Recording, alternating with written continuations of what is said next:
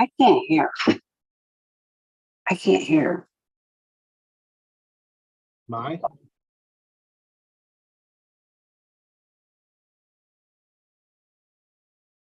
Myra, can you hear me? I have to call you back. Oh. Yes, Okay. because somebody else is using my link. Sylvia is. All right, bye.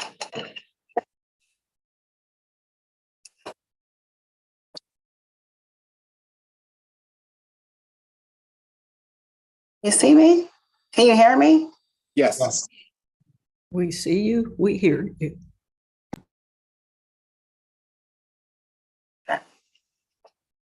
So unfortunately, I am unable to actually break through whatever firewall I have to get to the ALCOSAN site to get to the agenda.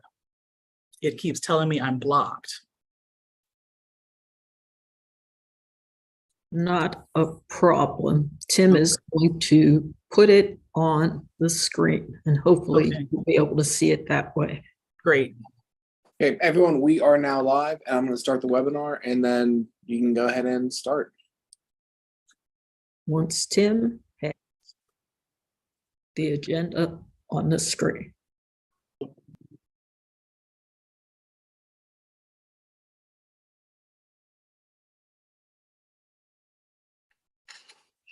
Share screen.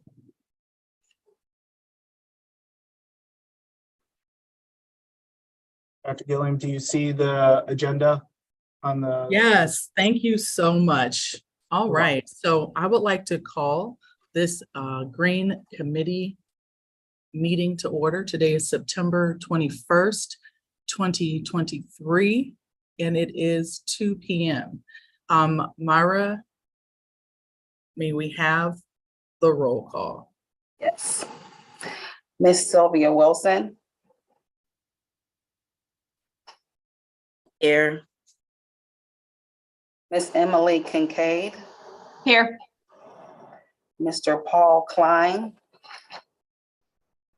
Dr. Shanna Tharp Gilliam. Present.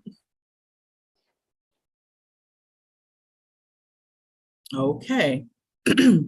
So today we have some informational items, action items, other business. There is none, future meeting dates, and then adjournment. So let's start off with the information items. Item A is the GROW Cycle B. I'm sorry, the font is very small. GROW Cycle 8 recommendations. Okay, I have a presentation here where we'll talk about the Cycle 8 recommendations. Does everybody see the screen that indicates recommendations? Yes. Okay, so in Cycle 8, we received 16 projects for consideration. We received them at the end of June, and during July and August, we went through, did cost reviews, did site evaluations, and we assessed the projects using hydraulic models. The map you see there indicates the distribution of the projects throughout the service area. Orange projects are inflow infiltration projects. The green projects are green infrastructure. And the red projects are sewer separation jobs. Fairly distributed throughout the system. And a lot of municipalities that have limited participation in the past joined us in this one. Notably, East Pittsburgh, which was the first GROW project, North Braddock, which had only participated once, Swissvale, who had participated in the past, but this is a project that has been a long time in the making. And then West Homestead, working with their borough engineer and their public works folks to identify a really good project. And I'll talk a little bit more about them later. So these are the 12 projects throughout the service area. Castle Shannon, Dormont, for the most part, not that many projects. It was to be expected because the consent order agreements are still being worked out, but they are nearly completed with identifying the projects. So I'll talk a little bit more about the municipal workshops later in this presentation. But for now, a relatively smaller cycle than in previous cycles. Talk about the top 5 projects of overflow reduction. Notably, Swissvale, North Braddock, and West Homestead, those 3 areas that I mentioned earlier. Very pleased with how they turned out. Their sewer separation projects, working with them to perform flow monitoring for them, and them coming up with some pretty reasonably priced projects for a very large impact. And so, doing those models, they came up, and those 3 fully funded projects. And these are municipalities that, are disadvantaged economically. And so I was very happy to see that they came forward and identified some projects to not just help the ALCOSAN's goals of reducing sewer overflows, but also these are projects that they should be able to utilize for their consent order agreements. The other 2 projects, PWSA and MTSA, a decent amount of overflow reduction, though the overall cost was fairly high, but they still fell within something that we could fund. Then cost efficiency, the Swissvale, West Homestead, North Braddock projects were by far, on one end of the scale, very cost-effective projects, for sewer separations. Gertie's Run Joint Sewer Authority had a pretty good project for, being an I&I job, and that is basically because of where they're located. They are upstream of CSOs that are downstream. So by them removing water from the system, that does have an impact on downstream CSOs. Then MTSA, they get a lot of water out of the system, and that does have a residual impact on overflows downstream. And then finally, the award amount. So we have no projects where we are recommending an award above $1 million for the first time in several cycles. So PWSA, small diameter sewer rehab, $800,000 recommended award. I'd like to focus in on North Braddock, getting that 85% full award from the GROW program. It's going to be a good project, and I'll talk a little bit more about those projects a little bit later. MTSA, Gertie's Run, and Mount Lebanon, fairly large scale projects. And I think all these awards are fairly reasonable and consistent with projects of that size from past cycles. Are there any questions about the top 5 project slides? Are any of these projects going to be something that residents would look at and say, wow, that's actually very attractive? Or are they ones that are kind of underground that have to do more with the infrastructure? There are 2 projects that were not identified in these top 5s. The 2 PWSA projects for the the BRT jobs, bus rapid transit. And those projects are going through the Hill District, I believe on 5th Avenue, Forbes or Fifth, I forget which street, which road that is. Basically, it is all along the long corridor, and they will have green infrastructure built at key locations along the area. And the scale of it is so large that it spans 2 points of connection. And so when they presented that to us, and the BRT has been, on our radar, I think for 3 years. It's a very big project. It's a project that is being worked on with Pittsburgh Regional Transit. I always want to say PAT or Port Authority, but Pittsburgh Regional Transit is they're the main contract is theirs, but PWSA's component is with the stormwater. And so the green infrastructure end, which is going to take, it's going to slow the water going into the combined system, has an impact on our M5 and M19 diversion structures. And yeah, people will see those. It's going to be something they'll be seeing every single day. The other projects, they're sewer separation and I&I jobs. Generally, you'll see it during construction, but then they won't see it afterwards. The projects like Gertie's Run projects is in the middle of a neighborhood. So they will see the work going on. They will recognize that, there's things happening in their neighborhood.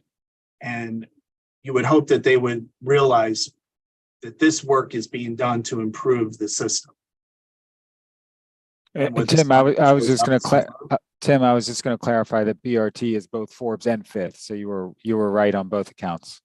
Oh, thanks, Andy. I'm glad I wasn't wrong. But the BRT job looks very, very good.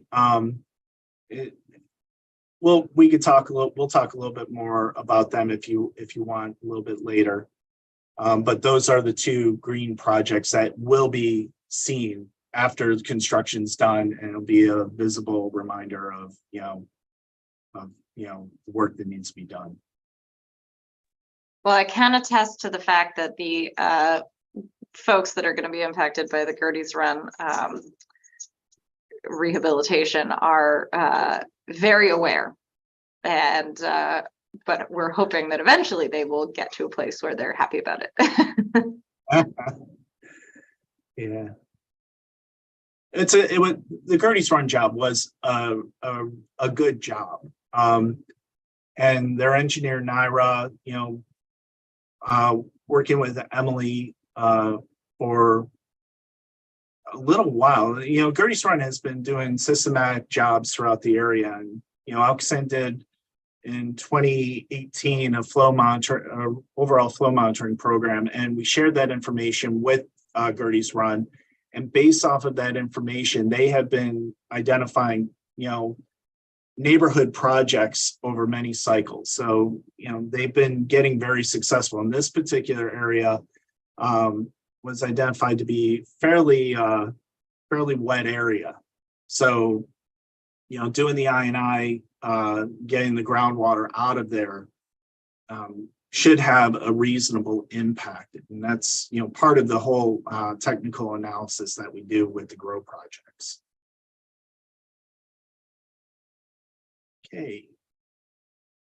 Okay, I'll keep moving on. So here's the award results for the 3 types of projects in this cycle. So green infrastructure, sewer separation, I&I. Overflow reduction, all said and done, about 13 million. Stormwater removal, Andy, help me out here. I want to say over 60 million, but you may have that number more handy than I do right now. Yes, 62 million. Just over 62. So 62 million. So, and remember that we have 2 components. We have an overflow reduction, then we also have a stormwater reduction. We try to maximize, the best award possible for the municipalities. For the green infrastructure, the overall cost efficiency, $2.71 an overflow gallon. It does seem to be somewhat high, but for the impact that it's going to have in the along that route. And also we had to take into account something that we haven't taken into account in the past, and that has been, just the cost of construction over the past 7 cycles. We've tried to keep everything fairly tight, not moving, but in 21 and 22, inflation just threw everything, it increased costs dramatically. And so, when we make a recommendation, that curve is going to shift a little bit. Sewer separation, as usual, is the big winner, very cost effective. And then I for overflow gallons, pretty high. Metric that I want to share though is what is ALCOSAN's investment looking like? And that seems to be fairly consistent throughout all the cycles. It's always been roughly about 50 cents per overflow gallon. So with green infrastructure, it's still roughly about 50 cents. Sewer separation, because they're maximum funded, our investment goes a lot further. And with I&I, it's 65 cents per overflow gallon. When you add everything up for this cycle, it comes down to 26 cents, and the overall cost efficiency is still below $1 a gallon, which as the years go on, we're probably going to be seeing those numbers starting to creep up. That's just the way things are with inflation and costs of construction. Are there any questions in regards to this particular, the information here? I was remiss to point out that the potential award is about $3.5 million. Okay. This is a pie chart of how the awards are broken out: sewer separation, green infrastructure, and I&I. The award numbers fairly higher in the I&I. And fairly lower in the green. But if we shift this to actual overflow reduction, we see it's sewer separation, highly impactful. I&I, not bad. In green infrastructure, those overflow reduction numbers, not horrible. Probably consistent with the type of technology that they're using for green infrastructure here and the area that they're at. The area that they're located, they will have some impact with ALCOSAN's IWWP. All these projects pretty much have some impact, some more than others. The closer you are to the plant, the more impact they'll have. But Can you go back one slide just so I can look at it quickly? Mhm.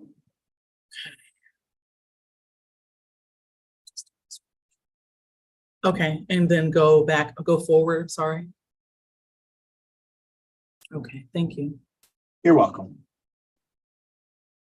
Are there any questions in regards to how the projects are distributed? Okay. All right. These are, again, this is a slide of the 16 projects. And this is how we're recommending this, this cycle. The 3 projects that we are recommending to decline were 2 applications. We instructed Castle Shannon to split apart their project because there are 2 distinct points of connection. They submitted 1 application, so we did the splitting for them. And we still ran the numbers. I want to reach out to Castle Shannon because they had a fairly extensive program, but the areas that needed the work were offset by areas where I think they were doing structural repairs that did not necessarily have the data to remove a lot of water. And so it was just a big project, smaller impact. And I want to reach out to them and, focus more on the areas that have the groundwater problem, not so much, a large program. They costed themselves out. Fox Chapel, we are not recommending that one.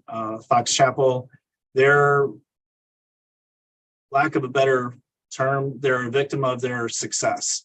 They've had many projects that got funded, and those projects get taken into account to future projects and projects that took place downstream, to where the project that they proposed to us just did not have the impact that previous projects would have had. There was one project that we're recommending for extended review. This is a category that we've had for a while, about past cycle, several cycles, we haven't utilized it. It's a good project, is a very good project. But when we did our site investigation, we found out that the project was not totally as represented. And so what we want to do is we want to have the opportunity to go back to East Pittsburgh and their engineer and identify, this is what we're seeing. And if we cannot fund this, but if you add a piece to this project, in this case, adding several hundred feet of storm sewer along a road that will connect to a downstream storm sewer instead of connecting back into the combined system, is a very highly impactful project. And so we just want to have, so when we do extended reviews, we're not saying no, we're not saying yes, we're saying we need to talk a little bit more because we believe that this is a good project and we want to work with you. And then everything else that's in green, those are projects that we would recommend for award.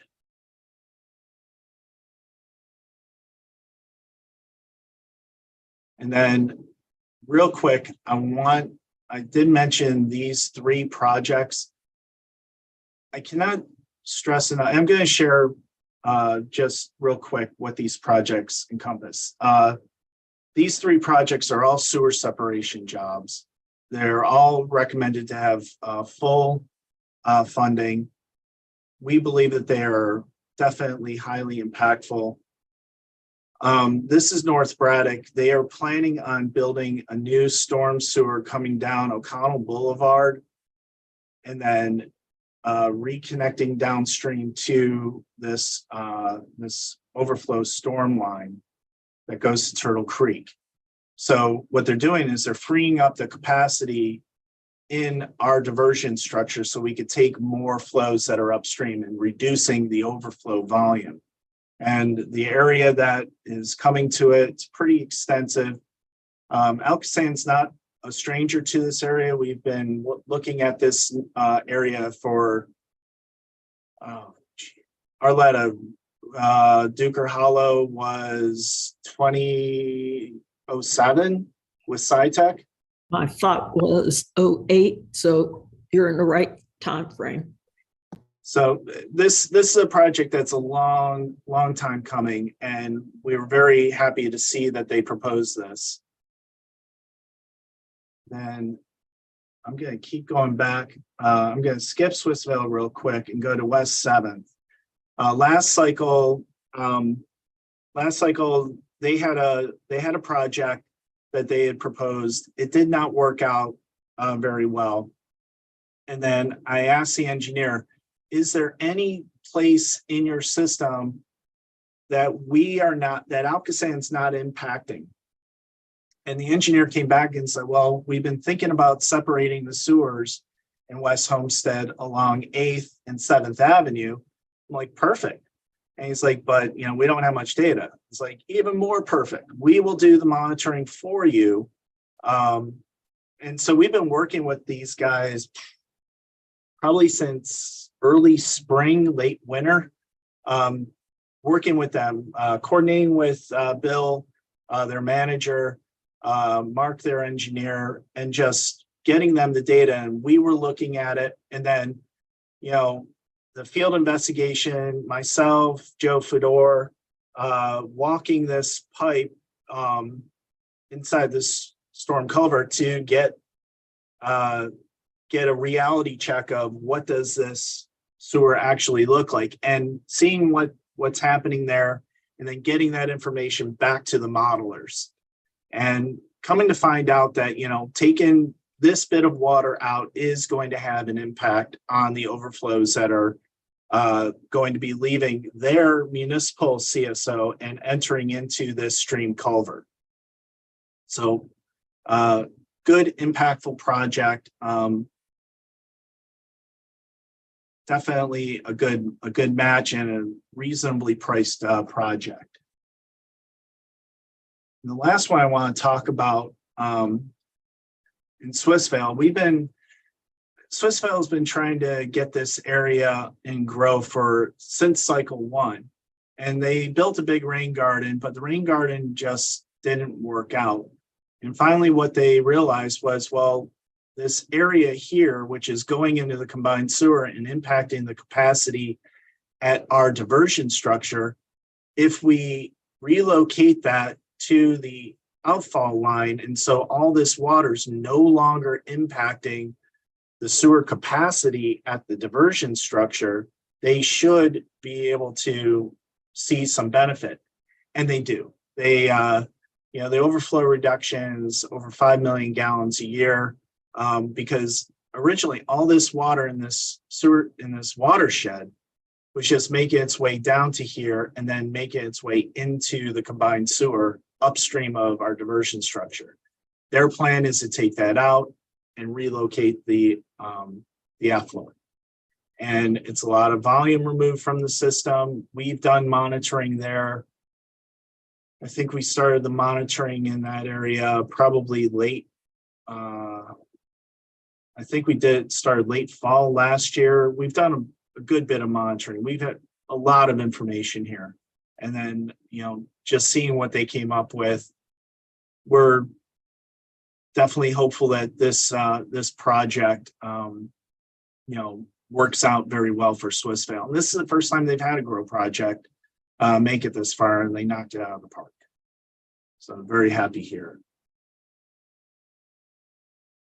Were there any questions in regards to this project or any of the other projects? We can, definitely can talk a little bit more about any of these projects. And I am prepared to discuss, anything that the committee may want.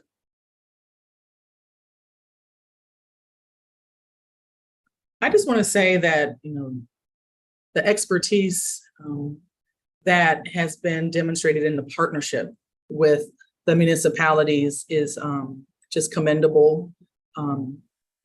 Even looking back over the weekend with the community, the event that we had that was so successful, being able to translate the very complex work that we do here at ALCOSAN into language that kids can understand even is just definitely is a definite skill set.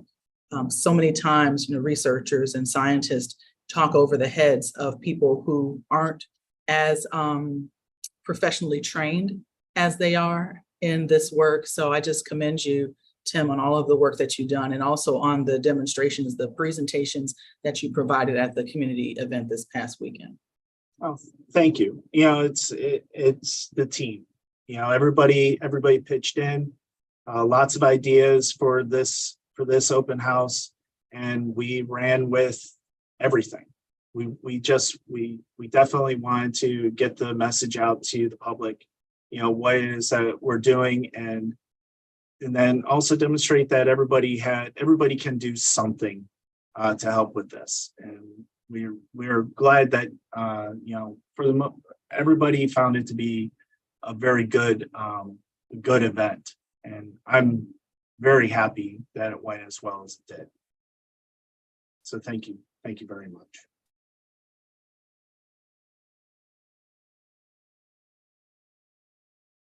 Okay, so that was it for the Cycle 8 awards. There will be, I believe that we'll have an action item a little bit later. And now I would like to talk a little bit about the fall municipal workshops. Once a cycle is finished, Cycle 8 will be done at the board meeting next week. We are going to go straight into Cycle 9. We're already reaching out to engineers. We will be reaching out to municipal managers and elected officials to get the word out about GROW. All the municipalities are going to be implementing or beginning to implement consent order agreement projects. And these are source control projects. I want to meet with the municipalities and just find out how can we help you in your community with the funding of these projects. We have, you know, tens of millions of dollars in GROW funding still available, and I believe ALCOSAN has a role to help the municipalities. So you know, we'll do everything we can to meet with municipalities individually, or if the municipalities want their engineers to take the lead, we can meet with the engineering firms. You know, talking about the COAs, how they might be impacting regionalization, or how regionalization might impact source controls. Anything that they bring to the table, we could start taking a look at and internally start making assignments for the resources that we have available. If they need flow monitoring, we have flow monitoring that we can, you know, do for the municipality. If they need a quick model run, we can do a quick model run and give them an idea as to where might this project fit in with GROW. And all of this is to be in preparation for the next cycle, cycle 9. Schedule is still going to be the same. We're still going to go out for letters of interest starting in February. It's all the same process, but right now, seeing what the municipalities are preparing to do, cycle 9, it has to be a more robust cycle, and I'm making it a point to really get out there. I told several municipalities, I'll come to you if I need to. If you know, you coming to me, you know, that could work also. But you know, I've got a meeting within the next 2 weeks up in Bellevue. I just told Cindy I'll go up and visit with you so we could talk about these projects. Anything. I want these projects, and I want ALCOSAN's participation in them. That's what the fall municipal workshops are all about. And hopefully we can identify projects that we can bypass the letter of interest. So, any questions on the municipal workshops?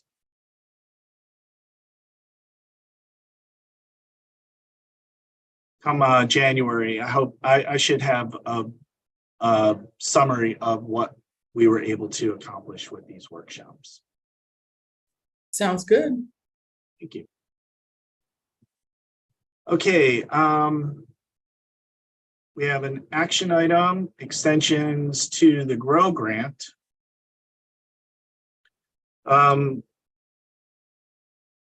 This is the first action item that I believe we have. This is actually the second one. I apologize for being out of order. End dates, fairly straightforward. We're starting to see, we're moving all the end dates to March and September. And we're doing that simply so we are coinciding with the Green Committee meetings. Sometimes the meetings were off by a month.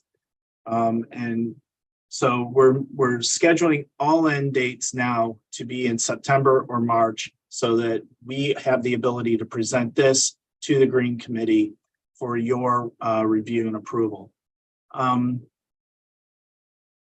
These end date extensions simply are projects that need a little bit more time, and everybody has provided us with a letter identifying why they need the extension and how far in advance they would need the extension. So if there are any questions in regards to these projects, be more than happy to answer them. Okay. And Seeing none, So that concludes the informational items for today's Green Committee meeting. Now we're going to move into the action items. The first action item we have is a motion to recommend the ALCOSAN Board of Directors approve municipal source control projects for cycle 8 under the green revitalization of our waterways GROW program and provide successful applicants with a grant agreement. Can I get a motion to recommend? So moved. Second. All in favor? Aye. All right, we will take that recommendation to the board. All right, action item B is a motion to recommend the ALCOSAN Board of Directors modify the grant agreements for the green revitalization of our waterways program by extending the term of the contract. It's the extensions. Can I get a motion? Motion. Second. All in favor? Aye. Aye. Right, then that recommendation will be taken to the full board for a vote. Next, we're moving on to other business. I don't see any other business on the agenda. Is there anything that we need to discuss under other business? There is not. Okay. Future meeting date. So it looks like our next meeting date is November 15th. That's a Wednesday at 2 p.m. And with that being said, it sounds as though this meeting is adjourned. Thank you, everybody. Thank you, committee. Appreciate your help. Thank you. Have a good day. Hey, Arletta, if I could keep you for a second, I wanted to show you